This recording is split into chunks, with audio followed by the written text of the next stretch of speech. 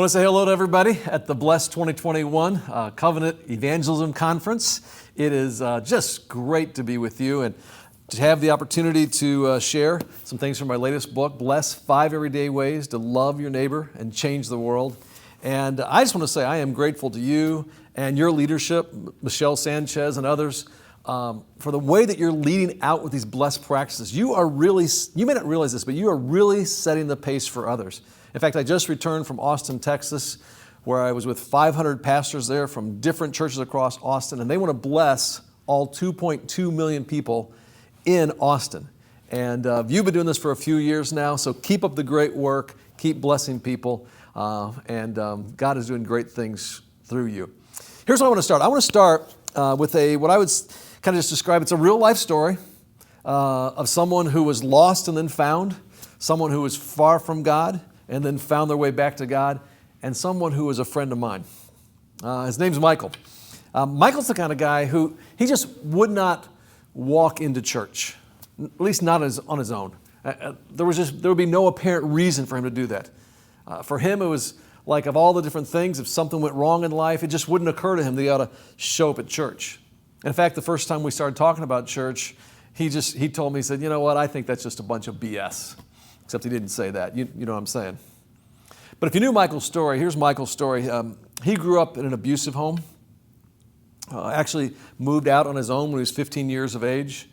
Was able to finish high school. Not only finished high school on his own, but actually went to college and was a successful D1 athlete. Almost ran a 4-minute mile track and field.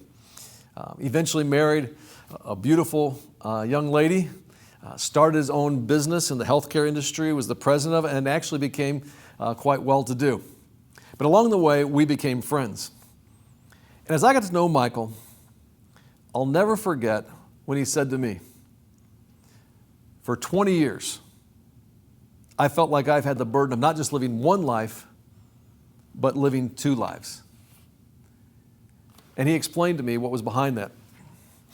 When Michael had been in grad school out in California, him and his best friend went for a drive. Michael had been the best man in his friend's name was Jay, in his wedding. Michael was engaged, and he'd already asked Jay to be the best man in his wedding. And Michael said that Jay was just this terrific kind of human being, the kind of person that he kind of aspired to be and wanted to be. And so not only were they friends, but he just greatly admired him. So they went for a drive, and they were in a car accident. Michael survived, but his good friend Jay didn't. And he watched Jay die in that car. Michael was actually found negligent, and he did some time. And so every day from that moment, he lived with the guilt and shame of that accident and what happened to his friend Jay. When he got out, he moved away from Southern California and never told the story again to anybody except for his wife, Stacy. And so for inside of 20 years, he felt this burden of living not just one life, as he said, but 2 lives. One for himself, and then one for his friend Jay. And here's Michael to tell his story about how he came to know Jesus. I really did not have a relationship with God, and I did not think about it. It wasn't a goal or objective of mine. And my mentality was, if you want to get something done, you can only really rely on you. And so that's the way I approached the world for many, many years. My name is Michael Kinney. I'm married to Stacy, and I have 4 children, Austin, Zachary, Aiden, and Zane, and I've been coming to Community for 2 years. Jay was my roommate in graduate school. So February of 1997, Jay and I went to go see a concert. And on the way home from that concert, back to our apartment, we were in a car wreck. Jay died in the car wreck, extremely emotionally devastated by the loss of my friend. And I felt very responsible, and I was very, very angry with God. So I decided then that I'm going to live 2 lives, one for me and one for Jay. And I began trying to do that through my activities. Everything that I would achieve, it never was enough. It never made me feel differently. I still felt very, angry, very alone. It didn't matter how hard I tried or what I accomplished. Something was still missing. I just kept, walking around carrying these bags of bricks, never even considering putting them down and maybe asking for help. And my oldest son, Austin, he began going to church with his good friend Caleb.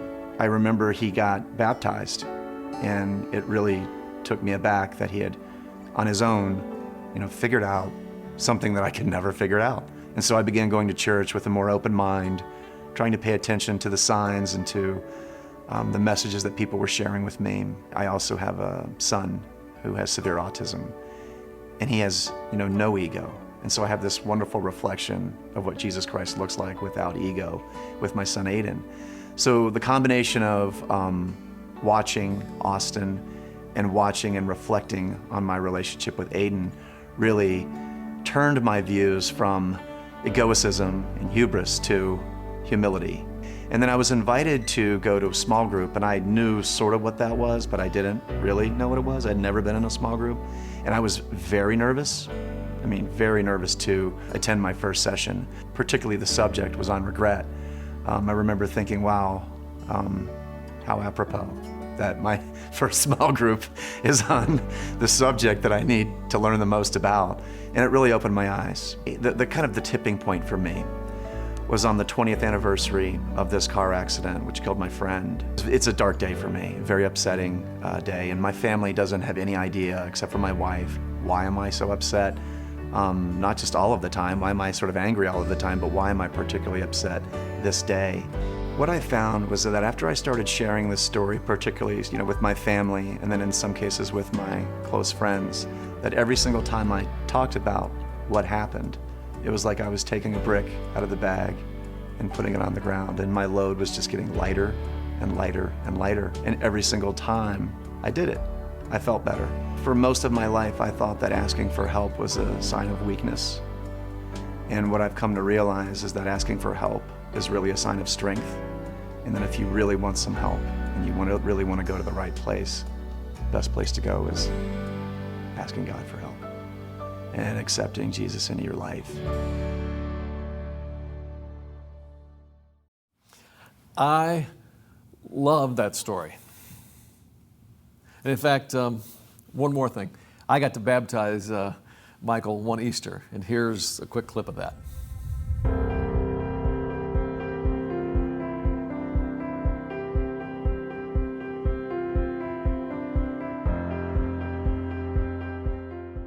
Like I said, I love that story. And regularly, Michael will find me, or he's now moved to a different city. He'll email me or text me. He'll just say, thank you. Thank you for helping me find my way back to God.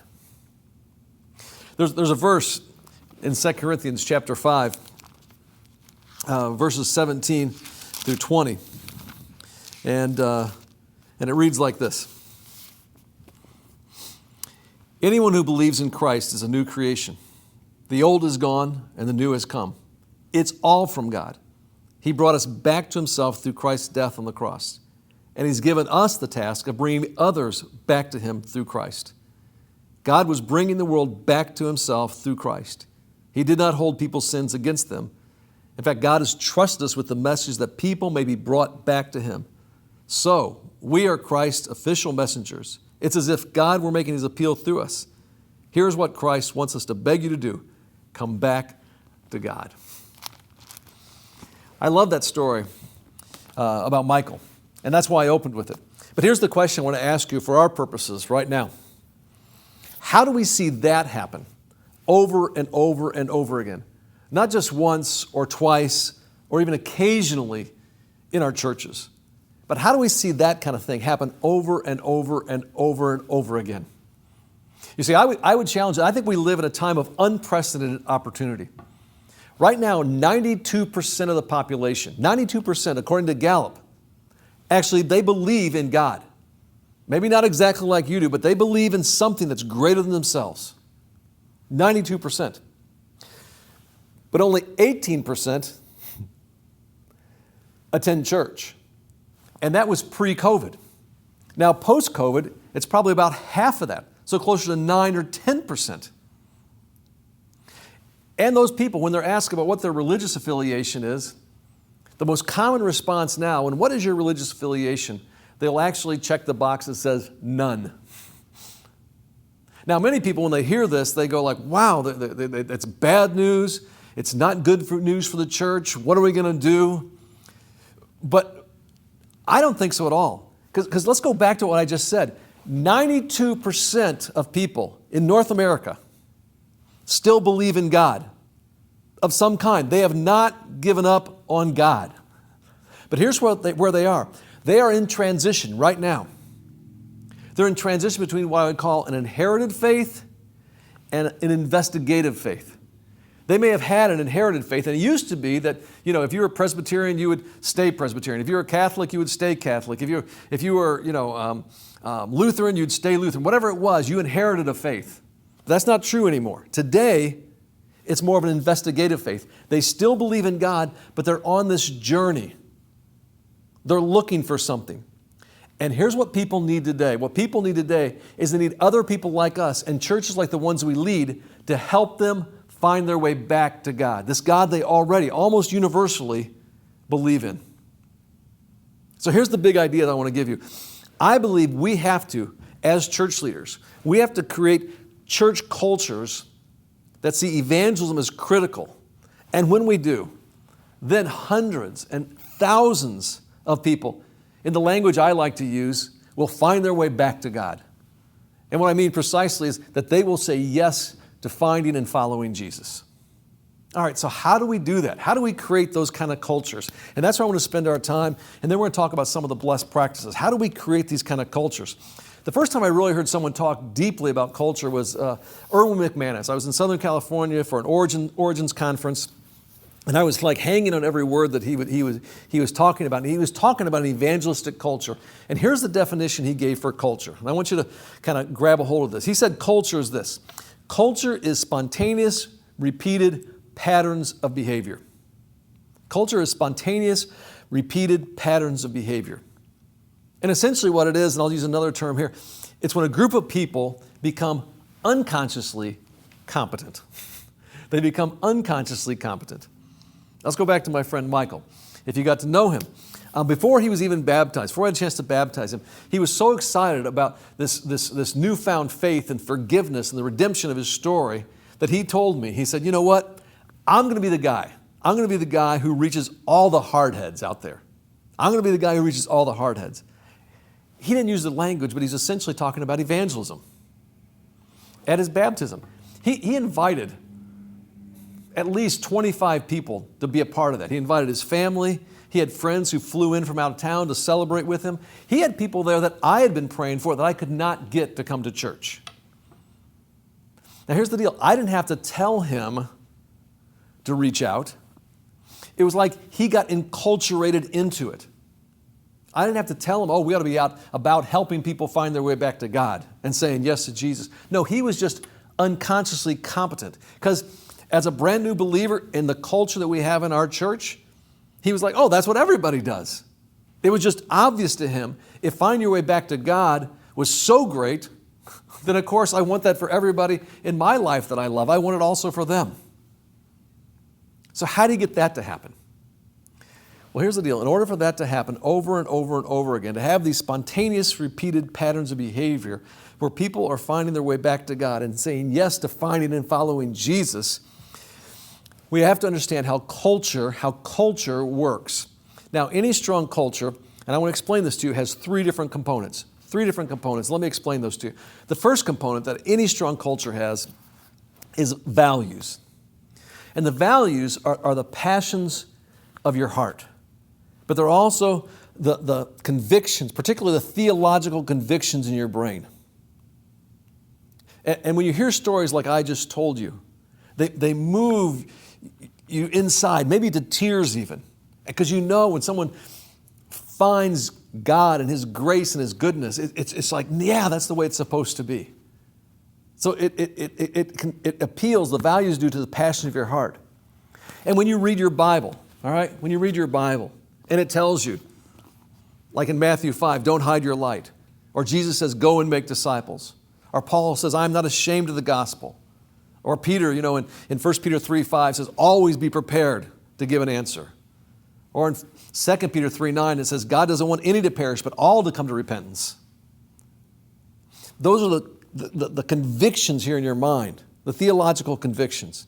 Now these values that are those things, theological convictions and passions of your heart, sometimes those values hang on a wall. Sometimes those values get expressed in your training. But those values are the things that you know are absolutely true. Those values are certainties in both your head and your heart. And so if we're going to have strong evangelistic cultures, we have to hold those values, be passionate about them, okay, in our hearts, but also convicted about them in our minds. So that's the first part, values. The second part of a strong culture, and I want to use this word, is narrative. Narrative. And narrative is really composed of two things: stories and language. When you think about narrative, it's stories and language. It's stories that you tell that show how you live out your values. It's the part of your history, okay? It's those stories that you repeat over and over and over again because those are the moments you're most proud of. But it's also the language that you use, because all strong cultures will create their own language. There's words, there's sayings that are unique to that community. So when you think about strong cultures, and we're going to talk about evangelistic cultures, you have, first of all, the values, and then the narrative, but then the third component is behaviors. This is where you actually live it out. These are the practices that evidence that you don't just tell stories, you don't just talk about the values, but you actually live out these values. You do it. You live in a certain way that is evident on your calendar and shows up in your bank account. You prioritize these values in real life. And here's what happens. Values, narratives, behavior. When you put it all together, those three things, it has the making of a strong culture. But what I want to stress, there has to be a consistency of, and a congruency of, and an integrity about all three of those things: the values, the narratives, and the behaviors. And when all three of those things have a consistency, a congruency, and integrity, that's how you create a strong culture. Now here's the problem that most churches get into, is that we settle for just having the values, and we don't really exhibit the behaviors. We hold the values. Oh, I'm passionate about it. Oh, I know that's true, without ever doing them. Or sometimes the narrative will tell the stories. Sometimes the stories from other places. But we never insist that other people have to live them out, and sometimes we don't even live them out. And so here's what happens. When we hold the values and we talk about it and tell the stories, the narrative, but we don't exhibit the behaviors, what happens is that the culture that we implicitly create is a culture that says you only have to hold the values, you only have to talk about it, you don't actually have to do it, because the people leading around here, they don't only do it, and other people around here, they don't do it. In fact, only thing that really happens around us here is we talk about it and we hold the values. And so we create that kind of culture, and that happens a lot in churches. Now, let me stress this. A culture, a strong culture, especially on this topic of helping people find their way back to God and evangelism, is the most valuable asset any leader can have. Sam Chan put it this way. He said, culture eats vision for lunch. I love that. Culture eats vision for lunch. And I love vision, but vision casting might be something you do, once a year for an hour, or maybe you get an opportunity to do it once a month for 30 minutes in front of your leaders, or however often. But here's the thing about culture. When you establish a culture, a culture, remember, value, narrative, behaviors, it works 24/7, 365 days a year, reinforcing over and over and over again those values. When you are asleep, culture is at work. All right, let me get really practical about this so you can get clear on this. What's it look like when all three of those things, value, narrative, and behavior, all come together in a local church? And I've seen this in Community Christian Church, the church I've had the privilege of leading for quite some time now. When you think about values, what does that look like? I remember one time, some of you may recognize this name, a guy by the name of Ed Stetzer. Ed works with Wheaton College and a number of other things, a pretty prominent Christian leader. He was coming to our church. We were going to have lunch that afternoon. So he came to one of our locations. And when he came to one of our locations,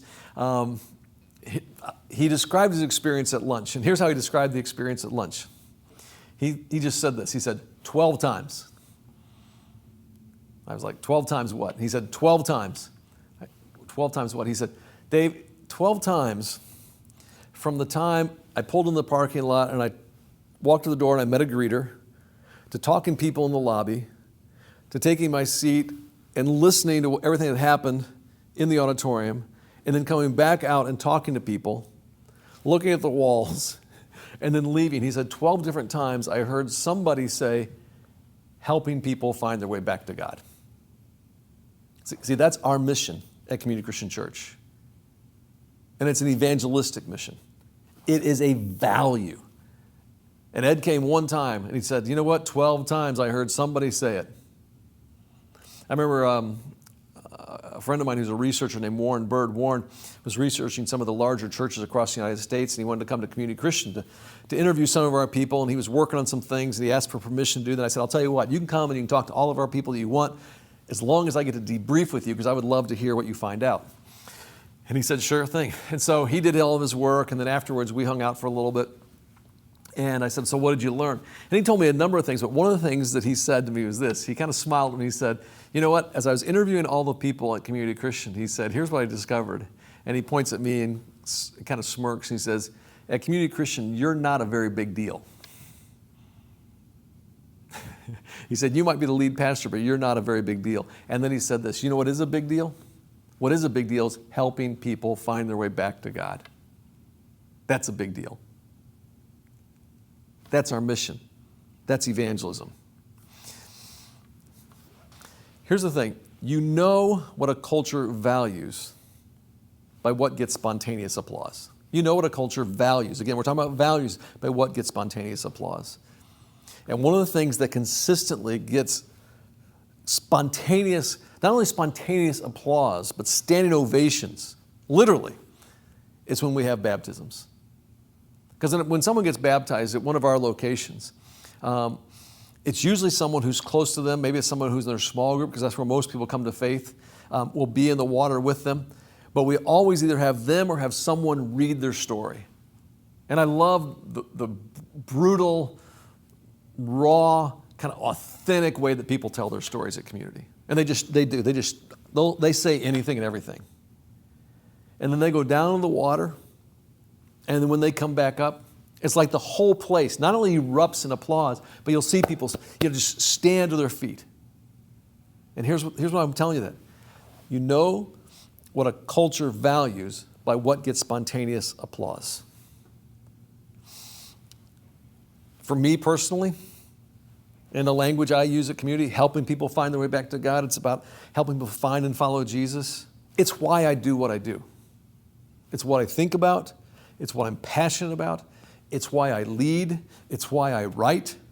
It explains why I'm so passionate about church planting, because I know that brand new churches will actually see 4 to 5 times as many conversions as do established churches 10 years of age or older. Okay? Maybe you didn't know that. It's what I'm giving my life for. It is a value. All right? It's a value. So there you have it. That's what it looks like when a church holds that value. Now, the second thing is the narrative. Okay, a narrative. And I gave you 2 words earlier, language and story. But let me kind of describe that. All cultures create their own language. They have a unique speak about them, that community. This isn't really related to church, but I'll just use it as an example. One organization that has their own kind of speak and a strong culture is Chick-fil-A. Okay? Chick-fil-A, sure. So if you walk into, help me out with this. If you walk into Chick-fil-A and you order your chicken sandwich and your waffle fries, and then they hand it to you over the counter, and you say to that person, "Oh, thank you very much," what do they say back to you? My pleasure, right? They say, my pleasure. My son actually worked for Chick-fil-A just for a summer and went to some of their training. And I asked him, I said, so did they train you to say my pleasure? And he said, no, they never told us to say it. It's just like everybody says it, and then you start saying it. Strong cultures have a certain speak. Now, you may even notice, we're talking about how to have a strong evangelistic culture, but at Community Christian Church, the way we talk about it is we talk about helping people find their way back to God. That's a part of our language, part of our speak, part of the narrative, okay, right? Value narrative. And I know when I communicate a vision for here's where we're going to go next, if I say, it's all about helping people find their way back to God, people get excited about that. They say, okay, let's go for it. When we're trying to raise money even, I'll say, no, this is going to help people find their way back to God. And then people are generous. It inspires people. So you have a unique language. But then you also need the stories to make this narrative. I'm thinking of a couple stories that I love to tell. I love to tell the story of Patrick O'Connell. We have a church planting network now called New Thing that's grown to almost 400 networks in 40 different countries. And last year we planted over 1,000 churches. Well, the person who's the global director of New Thing is Patrick, and Patrick wasn't a believer, 13 or 14 years ago. And I remember the time that he came to community. And the first time he came to community was actually to see his wife, be baptized, because she'd become convinced that Jesus was who he said he was. And then Patrick went on this journey, and then he became a Christian, went through a whole leadership path, planted a church, and eventually came back and is the global director. And I love it when Patrick takes the stage at any of our locations, because he'll say something like this: I'm the global director of New Thing, and what we do is we start churches just like this one all over the world for people just like me. And I love telling that story. Or there's Sherry Benke. This goes back a little ways, but I remember Sherry. Sherry and her husband Dennis showed up at one of our locations. Not believers. Their house had burned to the ground. They found out that Dennis had cancer. They were in a desperate time. What they found is they found community. They actually got into a small group, a group that loved them and supported them. Both of them found their way back to God, said yes to Jesus, were baptized. Sadly, Dennis didn't make it. He passed away. But she found a community that got her through that. Over the next several years, that community also expanded, and she met a guy named Brian, who she married. They had 2 little boys, and the rest of the story is now she is on our staff team. She's one of our small group directors. And I love telling that story of someone who found their way back to God. And so if you're going to create strong cultures, you have to have the values, but also the narrative, which is language and stories. But the third part, if you're going to have a strong culture, especially a culture of evangelism, is you need the behaviors. You need the behaviors. And what you need clear and simple practices for helping people find their way back to God. And that is the reason that I wrote this book called Bless, 5 Everyday Ways to Love Your Neighbor and Change the World. Really early on, when I began to look at Genesis 12 that said, basically God's saying, I'm going to bless you and you're going to be a blessing. You could see that there was a blessing strategy that God wanted to use to reach everyone in the world, to change the world. But I think for me, I was kind of like, yeah, I see it there, but just being a blessing, would that really work? Then I ran across a fascinating doctoral thesis. I know it sounds like an oxymoron, fascinating doctoral thesis, but it's true. And inside, buried in this doctoral thesis, was this case study called Blessers versus Converters. Yes, Blessers versus Converters. And it followed 2 teams of missionaries who both went to Thailand for 2 years. The Blessers went with the sole purpose of, we're just going to go and bless people. Wherever God sends, we're just going to be a blessing. The Converters went with the sole purpose of, we're going to win souls and we're going to convert people. Followed them for 2 years. The Blessers, after 2 years, what they discovered is in the communities where they showed up, they added significant what you call social capital. They made it a better place to live. The Converters, there was really no measurable difference in the social capital. They didn't really make it a better place to live after being there for 2 years. The Converters, after 2 years, they converted 2 people. 2 people. The Blessers converted 100 people. 100. 50 to 1. when I began to step back, I'm going like, okay, maybe the strategy that God described in Genesis 12 is the strategy we should use to reach people, to be blessers, and not really so much converters. And then I began to look at the life of Jesus, particularly in the gospel. And there was a number of different practices you could see that he used over and over and over again. And we took all those practices and the ones that he seemed to consistently use, and then we discovered a way that we could actually put it in a simple acronym so people could remember it and then use it. And that acronym spells the word bless, B-L-E-S-S. Let me give it to you quickly. B is for begin with prayer. Think about this. How did Jesus start his earthly ministry? He went out in the wilderness and he fasted and he prayed. And so that's where we begin. Because prayer is both how you do the mission, but it's also how you discover your mission. And so one of the things I do on a regular basis in my journal here,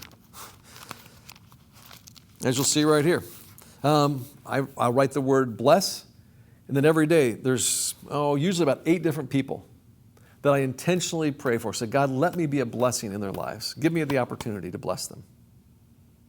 So how do you do this? B, you begin with prayer. L, the L in bless, stands for listen. Jesus in John chapter 5 is with the lame man. It's obvious what he needs, but he asks the question, do you want to be well? Do you want to be well? And then he listens. He gives the person the dignity to listen to them.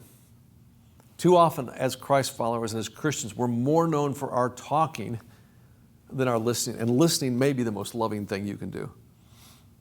It was actually the inventor of the stethoscope. Remember the stethoscope?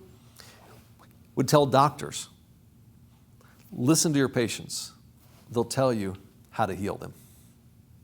So you begin with prayer, then you listen, and the third one, you're going to like this one, the E stands for eat. Now, for most of us, we already eat 3 times a day, so that would be 21 times a week. And basically, just think about this, you have 21 different opportunities to include your neighbors, and it might be people where you live, work, or play, include them in your life.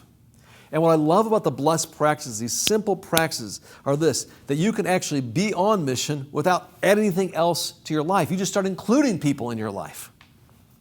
And it's actually this eating part, that's what got Jesus in trouble, because he was eating with tax collectors and sinners. But he did it. Think about his experience with Zacchaeus. It was that meal that changed his life, Zacchaeus' life. And what eating together does, it transforms kind of mere acquaintances into friendships. And as you go through these practices, begin with prayer, listen, eat, what you're really doing is you're discovering Jesus' way of being friends. Remember his nickname? Jesus' nickname? It was friend of sinners. Begin with prayer, listen, eat, and the first S is serve. Because if you do those 3, begin with prayer, listen, eat, along the way, you do those, people will tell you how to love them. They'll tell you how to serve them. You'll discover their pain points, the places where their heart aches, where things aren't working right. Jesus himself, again, let's go back to Jesus, our example with these blessed practices. He said, I have come to serve, not to be served. And then you get to the last S. Begin with prayer, listen, eat, serve. The last S is for story. And it's where you share your story, how the love of God and the life of Jesus has changed not only your life, but your eternity. And here's the thing about the blessed practices. The story part is so important. But I think many of us have made the mistake of trying to kind of lead with that, do that first. Where instead, if we wait and kind of pay the relational rent, we'll have the opportunity to tell our story as a friend to that person, and it's going to have a lot more gravitas in their life. And so here's what you do with these blessed practices. And here's what you can tell your people to do. Do one of those every day. Just do one of those. And if you're just praying for people like that, that counts, okay? Do one every day. And then begin your small group by just simply asking the question, who did you bless this week? Who did you bless this week? Over the years at Community, we have seen not just hundreds, but thousands of people find their way back to God, say yes to Jesus. And that has been the greatest thrill of my ministry. Remember my friend Michael? My friend Michael that I told you about at the beginning? In his life, I just tried to be a blessing. I just tried to be a blessing. And I began with prayer. It was, Michael's name was one of those names for about 3 years that was on my list that I prayed for. Him and his wife, Stacy. Now, both our boys ran cross country and track. At the meets, we would hang out because we kind of hit it off, and we'd talk. We talk cross country, we talk track, we talk about our boys and other stuff. And of course, as we're talking, I'm listening. I'm praying for him, I'm listening. I think it was actually his idea at first. Said, hey, we should grab breakfast sometime. So we started eating breakfast together. And then pretty soon he was kind of connoisseur of nice restaurants. So he'd want to take me to this restaurant or that restaurant to kind of show it off and we could eat together. But so I'm praying for him. I'm listening to him. We're sharing meals. And I remember when the conversation turned towards spiritual things. He specifically said this. He said, in my business, I've hired executive coaches, and I would like for you to be my spiritual coach. Dave, would you be my spiritual coach? I was like, sure, I'll be your spiritual coach. And I'll never forget, it was at a breakfast table when we were eating together that he told me, he said, Dave, today's the day where 20 years ago, I let my friend Jay die.